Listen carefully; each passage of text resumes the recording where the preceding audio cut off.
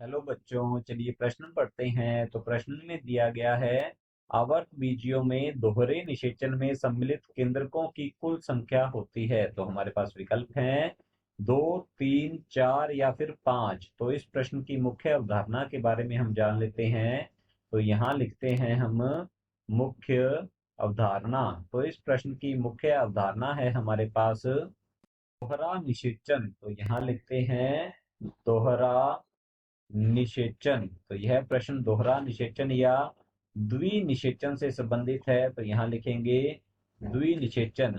द्विनिषेचन जो है यह आवृत बीजी जो पादप होते हैं। तो यहाँ लिखेंगे आवृत बीजी पादपों का मुख्य लक्षण है। यह का मुख्य लक्षण होता है, मुख्य अभिलाक्षणिक गुण होता है ये। इनमें दोहरा निषेचन पाया जाता है, अर्थात 2 बार निषेचन जो है यह संपन्न होता है। तो जान लेते हैं दोहरा निषेचन में क्या होता है। तो यहाँ लिखेंगे दोहरा निषेचन।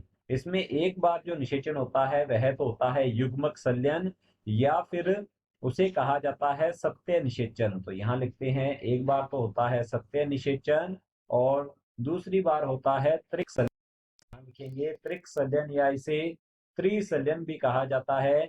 सत्य निषेचन में नर युग्मक तथा, तो यहाँ लिखते हैं इसमें क्या होता है, नर युग्मक तथा अंड कोशिका, नर युग्मक तथा अंड कोशिका का संलयन होता है। अंड कोशिका का संलयन होता है, जिससे कि परिणाम स्वरूप निर्माण होता है युग्मनज का। तो यहाँ लिखेंगे इससे युग्मनज का निर्माण होता है।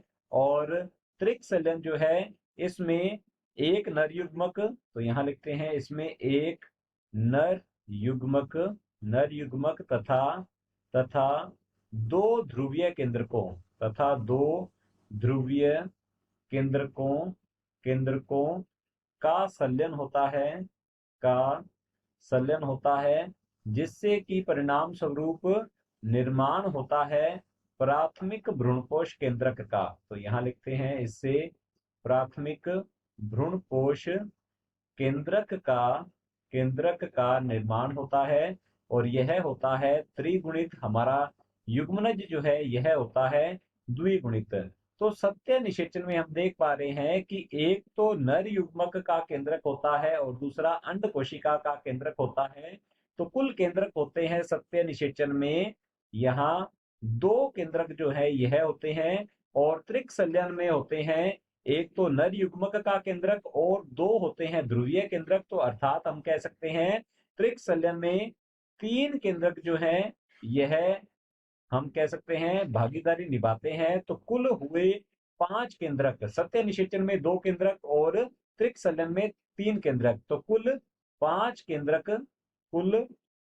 केंद्रक जो है यह दोहरा निषेचन में सम्मिलित होते हैं। तो हमारा जो प्रश्न है, आवर्त बीजियों में दोहरे निषेचन में सम्मिलित केंद्रकों की कुल संख्या होती है, तो यह होती है 5 केंद्रक। तो चलिए देखते हैं विकल्प की ओर। विकल्प ए दिया गया है 2, तो हमारा ए विकल्प गलत होगा। बी है 3, तो हमारा बी विकल्प भी गलत होता है। सी है 4, तो ये भी विकल्प गलत होता है। और डी है 5, तो हमारा डी विकल्प जो है बिल्कुल सही उत्तर है। आशा करता हूं आपको समझ में आया होगा। धन्यवाद।